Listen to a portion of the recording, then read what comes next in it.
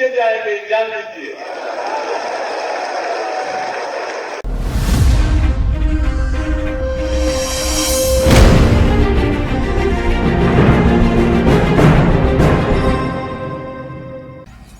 नमस्कार, मास opinion channel में आपका स्वागत है। नीतीश की हुंकार, भाजपा नहीं जाएगी 100 के पार यदि कांग्रेस हो तैयार। ये किसने कहा है? बिहार के मुख्यमंत्री नीतीश कुमार ने। उन्होंने कहा है और ये बयान बहुत चौंकाने वाला है, और जो भारतीय जनता पार्टी के विरोधी हैं उनको ये बयान सुन करके, नीतीश कुमार का यह बयान सुन करके जरूर वो राहत महसूस कर रहे होंगे। तो उनका बयान ऐसे समय आया है जबकि 2024 में बहुत ज़्यादा दिन नहीं रह गए हैं, और नीतीश कुमार जैसा व्यक्ति जो कि हाईली क्वालिफाइड तो हैं ही, साथ ही साथ 2005 से बिहार के मुख्यमंत्री पद को संभाल रहे हैं। बहुत ही परिपक्व नेता हैं, पिछड़े वर्गों के नेता हैं, बहुत ही ईमानदार नेता हैं, तमाम क्वालिटी, और वो जननायक कर्पूरी ठाकुर के परम शिष्य हैं। तो नीतीश कुमार के अंदर बहुत सी क्वालिटी हैं। वो हमेशा नहीं बोलते हैं, वो जब भी बोलते हैं बहुत ठोस बोलते हैं, बहुत सॉलिड बोलते हैं, और वो जनता की नब्ज को पहचान करके बोलते हैं। तो उन्होंने जो इस समय बयान दिया है, उस बयान ने खाली बिहार में नहीं, खाली उत्तर प्रदेश में नहीं, पूरे देश में हलचल मचा दी है। तो नीतीश कुमार ने जो बयान दिया है, पहले आप उनका वीडियो सुनिए। हो जाएंगे, हम मिल करके लड़ेंगे, तब जान लीजिए आकर्षित रहने से मुक्ति हो जाएगी। और अगर आप लोग ठीक से सोच करके चलिएगा, तो हम कह रहे हैं शुरू से, हम इंतजार करेंगे। अगर बिना सुबह को अगर मान लीजिएगा, कहीं 100 के नीचे जाएंगे, जान लीजिए। तो आपने देखा कि नीतीश कुमार मार्क्सवादी कम्युनिस्ट पार्टी, लेनिनवादी के कार्यक्रम में बोल रहे थे, और उनका कहना था कि हमको कांग्रेस की हरे झंडी का इंतजार है। वो उस नेशनल कन्वेंशन में बोल रहे थे, निशाना भारतीय जनता पार्टी थी और संबोधित वो कांग्रेस को कर रहे थे। उनका कहना था कि कांग्रेस यदि साथ दे, हरी झंडी दे, तो हम भारतीय जनता पार्टी को 100 सीटों के अंदर समेट सकते हैं। कौन सी भारतीय जनता पार्टी को? वही भारतीय जनता पार्टी जिसके पास विश्व का सबसे बड़ा संगठन है, सबसे बड़ी पार्टी होने का दावा करती है, जो 2019 में 300 से ज़्यादा सीटें जीत चुकी हैं। वो भारतीय जनता पार्टी जिसके पास देश का बहुत बड़ा नेता, जिसकी बहुत बड़ी स्वीकारोक्ति है, एक्सेप्टेंस है, वो बहुत बड़ा नेता उसके पास मौजूद है। उस भारतीय जनता पार्टी को वो डिफीट देना चाहते हैं, और सबसे बड़ी बात यह है कि 100 सीटों के अंदर उसको समेटना चाहते हैं। तो नीतीश कुमार के कॉन्फिडेंस का, आत्मविश्वास का क्या कारण है? हमको ये समझना पड़ेगा। कोई न कोई जरूर ऐसा कारण है कि इतना परिपक्व नेता इस बात की शिनाख्त कर रहा है, तस्दीक दे रहा है कि आप अगर साथ दो तो मैं भारतीय जनता पार्टी को 100 के अंदर ही रोक सकता हूं। यानी 2024 में भारतीय जनता पार्टी केंद्र की सरकार में नहीं आ पाएगी, केंद्र में सरकार नहीं बना पाएगी। ये चैलेंज, ये चुनौती किसने दी है? नीतीश कुमार ने दी है, और वो भी भरे मंच से। और वहाँ पर तेजस्वी यादव उस कन्वेंशन में मौजूद थे, सलमान खुर्शीद भी मौजूद थे, और उन्होंने कहा कि भाई भारत यात्रा के बाद हम तो सोनिया गांधी और राहुल गांधी से मिले थे, और हमने उनसे कहा कि भाई आपकी यात्रा बहुत अच्छी रही, बहुत बढ़िया रही, बहुत बड़ी भीड़ रही, लेकिन अब उस यात्रा के आगे भी बढ़िए आप जो है, और कुछ आगे करिए, आगे का रास्ता देखिए, और सब लोगों को मिला करके एक मंच तैयार होना चाहिए भारतीय जनता पार्टी के विरुद्ध। लेकिन कांग्रेस की तरफ से अभी कोई ऐसा गर्माहट भरा संदेश नहीं आया है। सभी विपक्षी दलों की निगाहें छत्तीसगढ़ की राजधानी रायपुर पर टिकी हुई हैं, जो आगे होने वाला है। यानी 24 फरवरी को जो रायपुर में कांग्रेस का जो अधिवेशन होने वाला है, सबकी निगाहें उस पर टिकी हुई हैं। लेकिन नीतीश कुमार इससे भी अलग, नीतीश कुमार के पास कोई न कोई कारण, कोई न कोई फॉर्मूला, कोई न कोई आत्मविश्वास भरी बातों के लिए कोई न कोई आधार जरूर मौजूद है। तो वो कौन कौन से आधार हैं? वो 5 बड़े आधार हैं। तो हमने आपको शुरुआत में बताया था कि नीतीश कुमार के विश्वास के और कॉन्फिडेंस के 5 बड़े फैक्टर हैं। वो जो 5 जो फैक्टर हैं, उसमें पहला जो फैक्टर है उसका नाम है 121, यानी 1-to-1। 1-to-1 का मतलब ये है कि भारतीय जनता पार्टी के विरुद्ध विपक्ष का एक उम्मीदवार चुनाव लड़े। लोग कहते हैं कि ये जो फॉर्मूला है, ये जो आविष्कार है, ये प्रशांत किशोर का है।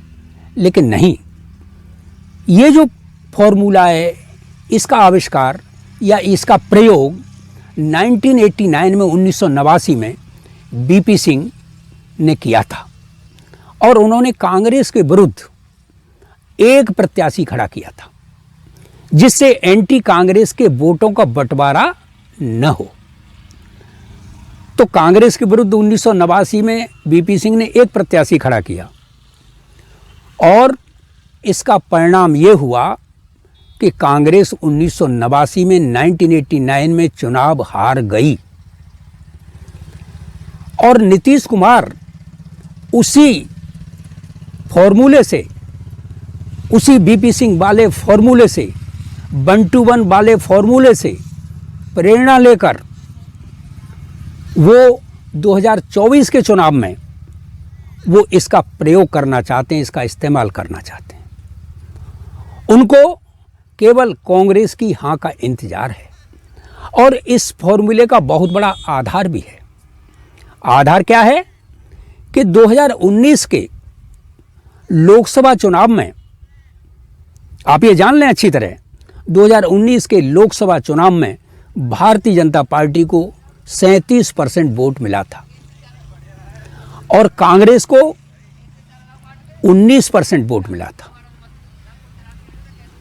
इसमें विपक्षी पार्टियों को, जो विपक्षी पार्टियां थीं, जैसे समाजवादी पार्टी, तृणमूल कांग्रेस, जनता दल यूनाइटेड, राष्ट्रीय जनता दल, ये दक्षिण की पार्टियां यानी टीएमसी है, और बीजू जनता दल है, डीएमके है, तमाम जो पार्टियां विपक्षी हैं, उनको 23% वोट मिला था। तो अगर 19 और 23 को जोड़ दिया जाए तो 19 और 23 को, तो ये 42% वोट होता है, 42% वोट होता है। और भारतीय जनता पार्टी को 2019 में कितना मिला था? 37%। इसका मतलब है विपक्ष के पास 42% वोट हो जाएगा और भारतीय जनता पार्टी के पास 37% वोट। इसका मतलब ये हुआ कि विपक्ष अगर एकजुट होकर लड़ेगा, यूनाइटेड होकर लड़ेगा, और 1-to-1 भारतीय जनता पार्टी के विरुद्ध एक प्रत्याशी अगर चुनाव लड़ेगा, तो 5% वोटों का मार्जिन लेकर के विपक्ष आगे बढ़ेगा। इसका मतलब 42% का बेस वोट विपक्ष के पास होगा, और जो एंटी बीजेपी वोट है वो नहीं बट पाएगा। वो सीधा का सीधा एक जो प्रत्याशी सामने होगा, भारतीय जनता पार्टी के प्रत्याशी के विरुद्ध एक प्रत्याशी होगा, और वो भारतीय जनता पार्टी के प्रत्याशी से नेक टू नेक फाइट में होगा, सीधे लड़ाई लड़ेगा, क्यों विपक्ष का एक प्रत्याशी होगा तो होगा। तो ये लड़ाई 2024 की नेक टू नेक होगी, ये नीतीश कुमार चाहते हैं। तो भारतीय जनता पार्टी की ये चिंता बनी हुई है, यही चिंता खाई जा रही है भारतीय जनता पार्टी को कि अगर ये 42% वोट एक हो गया, यूनाइट हो गया, तो हमारे लेने के देने पड़ जाएंगे। और साथियों, अगला जो स्टेप है, दूसरी जो सबसे बड़ा फैक्टर है, वो यह है किसान आंदोलन। आप जानते हैं कि हमारा देश कृषि प्रधान देश है और किसान कहाँ रहता है? गाँव में रहता है। तो गाँव में जो भारतीय जनता पार्टी के वोटर है वो गाँव का है, किसानों का है। भारतीय जनता पार्टी ने पिछले लोकसभा चुनाव में 2019 में किसानों की आमदनी दूनी करने का वादा किया था। भारतीय जनता पार्टी ने कहा था कि 2022 में हम किसानों की आमदनी दूनी कर देंगे। लेकिन आज किसान जब पूछता है कि हमारी दूनी आमदनी का क्या हुआ, तो लोग हंसने लगते हैं, लोग मखौल बनाने लगते हैं, लोग कहने लगते हैं भाई ये तो जुमला था, ऐसे बोला जाता है, अरे कहीं आमदनी दूनी होती है। तो साथियों, ये बहुत बड़ा मुद्दा बनने जा रहा है। आप जानते हैं कि फसल बीमा योजना भारतीय जनता पार्टी सरकार ने लागू की और फसल बीमा योजना का इतना प्रचार किया गया कि बस फसल चाहे जैसे खराब हो जाए, जाड़ा पड़ जाए, ओले पड़ जाए, शीत पड़ जाए, कुछ भी हो जाए, किसान को कोई चिंता नहीं करनी है, सारा पैसा इंश्योरेंस देगा, बीमा हो गया है, कोई चिंता करने की ज़रूरत नहीं है। लेकिन इस योजना की जितनी दुर्गति हुई है उतनी शायद किसी योजना की नहीं हुई होगी। साथियों, बिहार, पश्चिम बंगाल, आंध्र प्रदेश और तेलंगाना इस योजना को बंद कर चुका है, यानी फसल बीमा योजना को बंद कर चुका है। और भारतीय जनता पार्टी की सरकार जहां गुजरात में है वहां भी ये बंद हो चुकी है। पंजाब ने तो इसको लागू ही नहीं किया था और महाराष्ट्र में भी ये बंद होने के कगार पर है।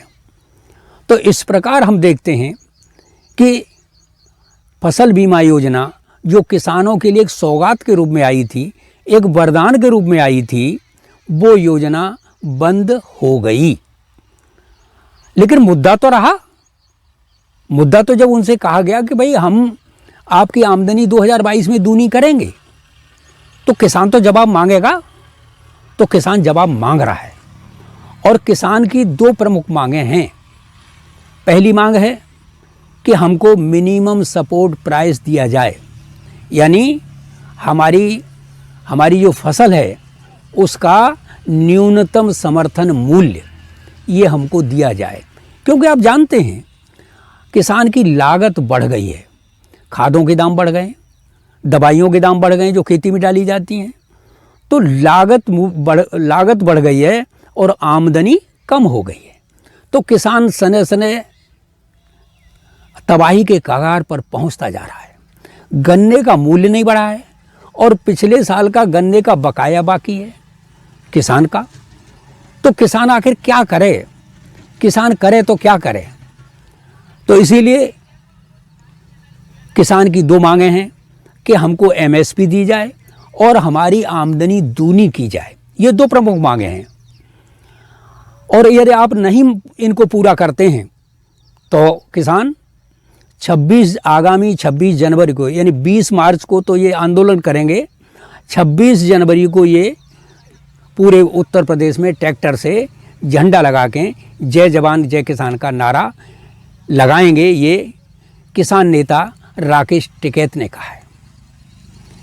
ये राकेश टिकैत ने कहा है कि हम जो है पूरे प्रदेश में हम इस नारे को लगाएंगे और हम आपसे और एक बात और है, इसमें किसान तो पूरी तरह असंतुष्ट है, लेकिन अगर मान लिया जाए कि सारा विपक्ष एकजुट हो गया और 2024 के चुनाव से पहले सारे विपक्ष ने, कांग्रेस सहित सारे विपक्ष ने मिलकर किसानों के लिए कोई बढ़िया घोषणा कर दी किसानों के हित की घोषणा कर दी, किसानों की फसल के उचित मूल्य देने की घोषणा कर दी, तो क्या होगा?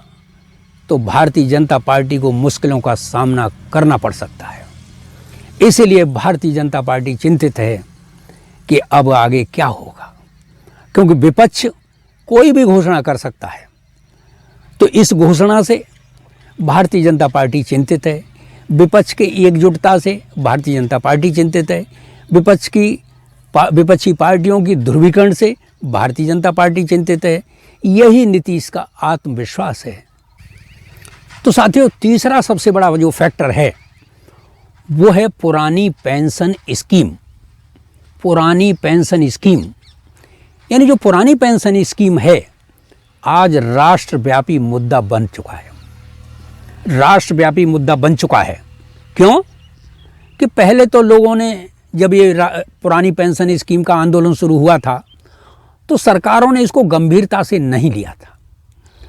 लेकिन जब इस आंदोलन ने जोर पकड़ा और आंदोलनकारियों की संख्या का जब पता लगा कि राज्य और केंद्र सरकार के इतने कर्मचारी होते हैं, यानी 80 लाख कर्मचारी होते हैं, और कर्मचारियों ने अपनी यूनिटी और एकजुटता का परिचय जब दिया, बड़ी बड़ी रैलियां की और सरकार के सामने एक भीड़ करके दिखाई, अपना प्रयोग करके दिखाया, तब सरकारों को लगा कि ये बहुत बड़ा वोट बैंक है। यानी 80 लाख कर्मचारी हैं केंद्र और राज्य मिला के। तो उसमें से अगर मान लीजिए 4-5 इनके परिवार में होंगे, 4-5 लोग, कुछ मित्र होंगे, दोस्त होंगे, कुछ हितैषी होंगे, कुछ नाते रिश्तेदार होंगे, तो इस तरीके से 3.5-4 करोड़ का ये वोट बैंक है। और ये जो वोट बैंक है ये बहुत ही यूनाइट है, स्ट्रॉन्ग वोट बैंक है, ये पढ़ा लिखा वोट बैंक है, और ये एक तरफ पलटी मार सकता है, एक तरफ जा सकता है। और ऐसा करके इस वोट ने हिमाचल प्रदेश में सरकार, ये वोट बैंक सरकार पलट चुका है। जो भारतीय जनता पार्टी पूरे आत्मविश्वास में थी हिमाचल प्रदेश में कि यहाँ तो हमको कोई हराने वाला पैदा ही नहीं हुआ, उसी ओल्ड पेंशन स्कीम के वोटरों ने भारतीय जनता पार्टी की सरकार को पलट दिया। और कांग्रेस जिसने वायदा किया था कि हम जैसे ही सरकार बनेगी ओल्ड पेंशन स्कीम लागू करके दिखाएंगे, और उन्होंने दिखा भी दी। उन्होंने हिमाचल प्रदेश में ही नहीं, उन्होंने राजस्थान और छत्तीसगढ़ में भी ओल्ड पेंशन स्कीम को लागू करके दिखा दिया। तो निश्चित रूप से स्वाभाविक है कि कर्मचारियों का झुकाव, जो उनकी हित की बात करेगा, निश्चित रूप से कर्मचारी उसकी बात करेगा। तो भारतीय जनता पार्टी या मोदी सरकार ओल्ड पेंशन स्कीम को लागू करने के मूड में नहीं दिखती है। वो न्यू पेंशन स्कीम के सहारे ही अपनी नैया पार लगाना चाहती है। लेकिन कर्मचारी किसी भी स्थिति में न्यू पेंशन स्कीम को एडॉप्ट करने के लिए तैयार नहीं है। क्यों? कि न्यू पेंशन स्कीम में उसका बहुत बड़ा घाटा है। तनख्वाह, उसको आखिरी तनख्वाह मान लो उसकी 1 लाख थी, तो न्यू पेंशन स्कीम में उसको कितना मिल रहा है? न्यू पेंशन स्कीम में 4,835 रुपया तनख्वाह मिल रही है ना। तो बाजार के हवाले कर्मचारी का पैसा कर दिया गया, तो कर्मचारी हो गया परेशान। कर्मचारी अपना घर परिवार कैसे चलाए? तो ये जो है भारतीय जनता पार्टी के लिए ये बहुत बड़ा मुद्दा बन गया है। और भारतीय जनता पार्टी इस बात से चिंतित है कि ये 3.5-4 करोड़ वोटर अगर एक तरफ पलट गया, और चूँकि आगे 2024 में जो चुनाव होगा वो 1-to-1 होगा, यानी भारतीय जनता पार्टी के प्रत्याशी के विरुद्ध एक प्रत्याशी होगा, अतः पोजीशन बड़ी क्रूशियल होगी। एंटी बीजेपी वोट बटने नहीं पाएगा।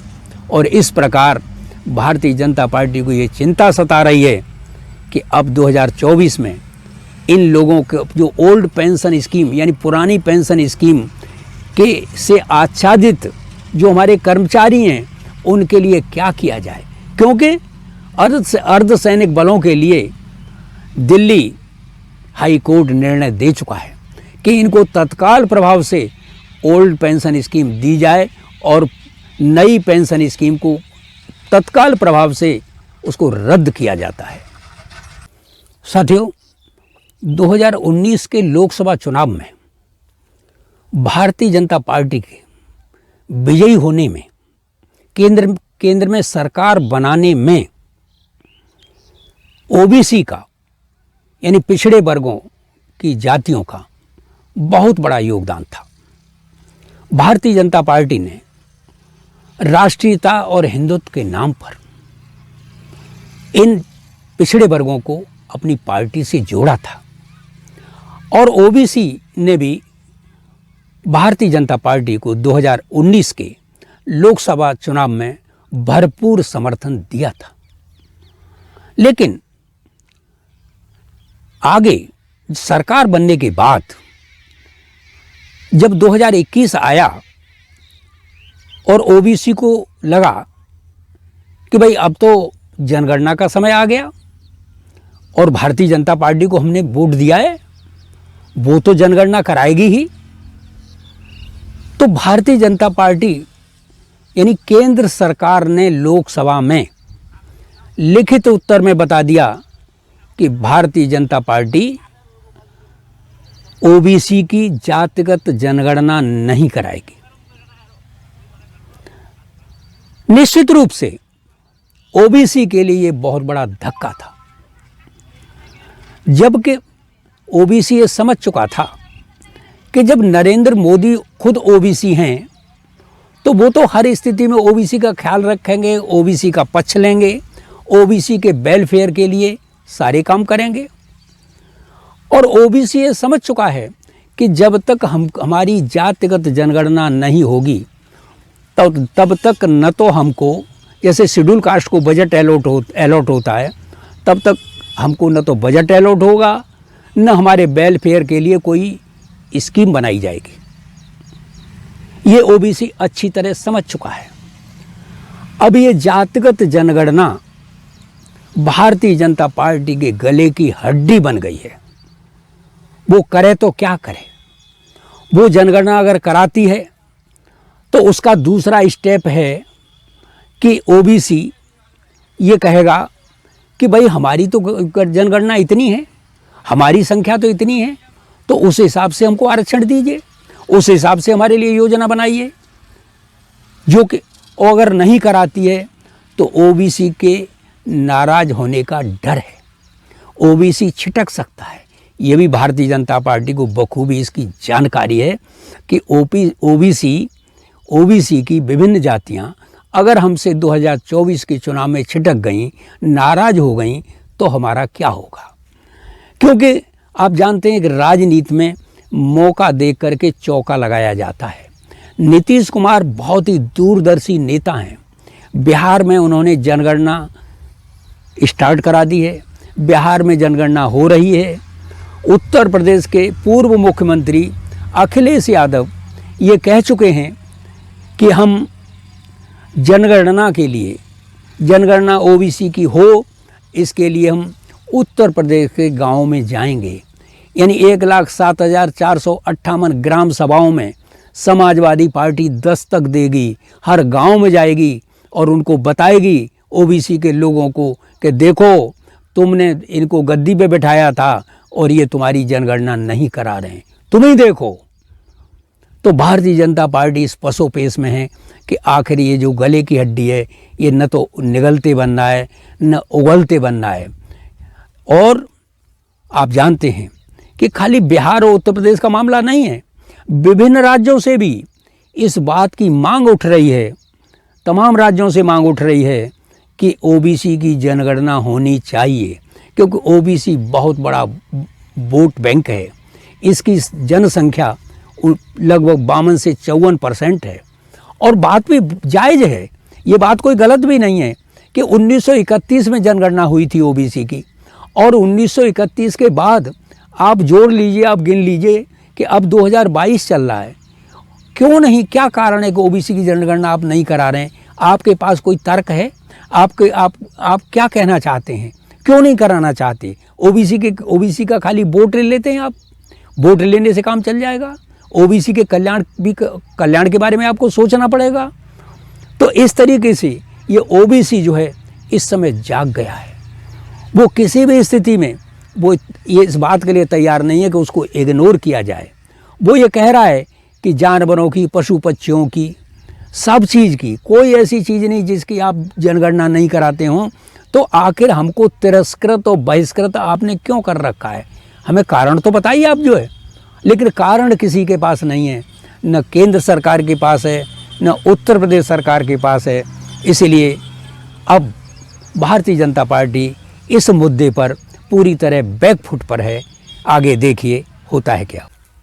तो साथियों, इंडिया टुडे और सी वोटर के सर्वे के अनुसार, उनकी सर्वे रिपोर्ट के अनुसार, उनके पूर्वानुमान के अनुसार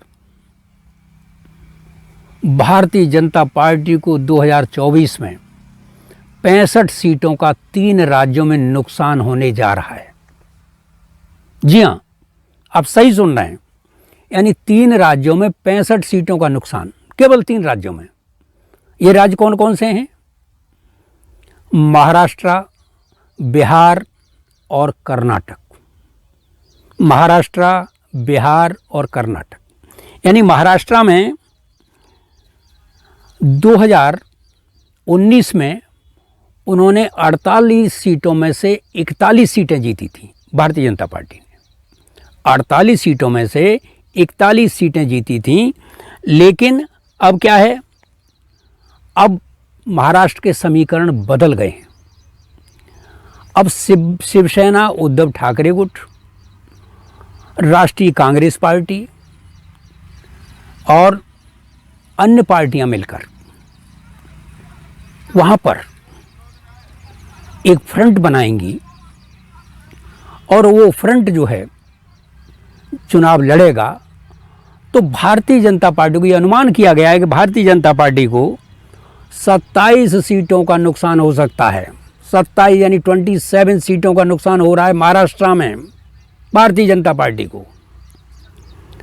और दूसरा राज्य बिहार, बिहार में भारतीय जनता पार्टी ने 2019 में 40 में से 39 सीटें जीती थी।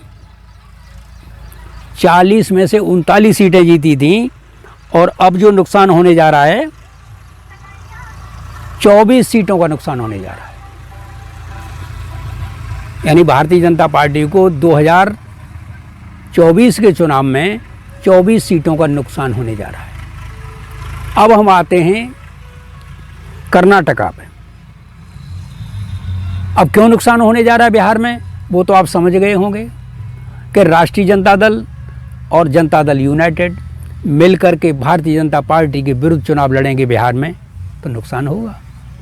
अब कर्नाटका में इनको यानी जो सीटें थी 28 सीटें थी कर्नाटका में, जिसमें से 25 सीटें मिली थी 2019 के चुनाव में भारतीय जनता पार्टी को, और 2024 के चुनाव में 14 सीटों का नुकसान होने जा रहा है।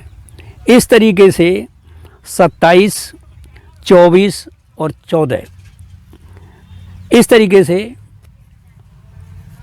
65 सीटें 2024 के लोकसभा चुनाव में जो इंडिया टुडे और सी वोटर का जो सर्वे हुआ है उनका ये अनुमान है कि 2024 के लोकसभा चुनाव में भारतीय जनता पार्टी को 65 सीटों का 3 राज्यों में सीधे सीधे नुकसान होने जा रहा है। तो साथियों, हमने आपको 5 फैक्टर बताए। वो 5 फैक्टर हैं जिनके आधार पर नीतीश कुमार पूरे कॉन्फिडेंस के साथ कह रहे हैं कि हम लोग अगर एकजुट हो जाएं, कांग्रेस भी विरोधी दलों के साथ हो जाए, जिस विरोधी दलों से हमारी बात हो चुकी है, विपक्षी पार्टियों से हमारी बात हो चुकी है, अगर कांग्रेस भी हरी झंडी दे दे तो भारतीय जनता पार्टी को 100 सीटों के अंदर समेटा जा सकता है। ये हमने आपको 5 फैक्टर बताए। तो जो 5 फैक्टरों के द्वारा नीतीश कुमार का कॉन्फिडेंस है, यही भारतीय जनता पार्टी के लिए चैलेंज है। भारतीय जनता पार्टी किस तरीके से अपनी व्यूह रचना करती है और किस तरीके से इन विपक्षी पार्टियां जो उसका, लेकिन सबसे बड़ी जो बात होती है वो सबकी निगाहें, विपक्षी पार्टियों की निगाहें और भारतीय जनता पार्टी की निगाह, सबकी निगाहें 24 फरवरी को छत्तीसगढ़ की राजधानी रायपुर में जो कांग्रेस का राष्ट्रीय अधिवेशन होने जा रहा है उस पर लगी हुई हैं कि कांग्रेस उस राष्ट्रीय अधिवेशन में 2024 के चुनाव के मद्देनज़र क्या कदम उठाती है, देखने वाली बात होगी। सबकी निगाह उसी पर लगी हुई है। यदि कांग्रेस कोई सकारात्मक कदम उठाती है तो उसका निश्चित रूप से नीतीश कुमार और विपक्षी दल उसका स्वागत करेंगे। लेकिन एक बात जरूर ध्यान देने वाली बात है कि अब दक्षिण के राज्यों में कांग्रेस मजबूत हो गई है। कांग्रेस मजबूत हो गई दक्षिण के राज्यों में, और राहुल गांधी की भारत जोड़ो यात्रा ने कांग्रेस के अंदर एक नया उत्साह पैदा किया है, एक जीवंतता पैदा की है, स्फूर्ति पैदा की है, कांग्रेस में जोश पैदा किया है और कांग्रेस के लिए नए नए द्वार खुलते हुए दिखाई देने लगे हैं। तो इस प्रकार हम देख रहे हैं कि जो राहुल गांधी की पप्पू वाली जो छवि बना दी थी, अब राहुल गांधी उस छवि से बाहर आ गए हैं और जनता भी अब उनको एक गंभीर नेता के रूप में स्वीकार करने लगी है। तो इस तरीके से आप देखिए कि कांग्रेस भी अपने मजबूती की ओर बढ़ रही है। विपक्षी पार्टियों को कांग्रेस के सिग्नल का इंतजार है कि कांग्रेस कब ग्रीन सिग्नल देती है, कांग्रेस कब विरोधी विपक्षी पार्टियों को आई लव यू बोलती है। ये देखने वाली वो बात होगी, लेकिन विपक्षी पार्टियां इंतजार हैं। साथियों, इस तरीके से आप ये देख सकते हैं, हमने आपको पूरी शिद्दत के साथ, आपको पूरी गंभीरता के साथ इस बात को बताया और कि नीतीश कुमार का जो कॉन्फिडेंस है, जो आत्मविश्वास है, किन आधारों पर आधारित है, किन बातों पर आधारित है। ये हमारी नज़र इस विषय पर बनी रहेगी। आप हमारे साथ बने रहिए। आप हमारे चैनल को लाइक करें, सब्सक्राइब करें और आप इसको शेयर भी करें और अपने अच्छे से अच्छे कमेंट्स के द्वारा आप हमारा उत्साह भी बढ़ाएं। ये भी हमारा आपसे अनुरोध है। साथियों, इन्हीं शब्दों के साथ हम अपनी बात समाप्त करते हैं। जय हिंद, जय भारत।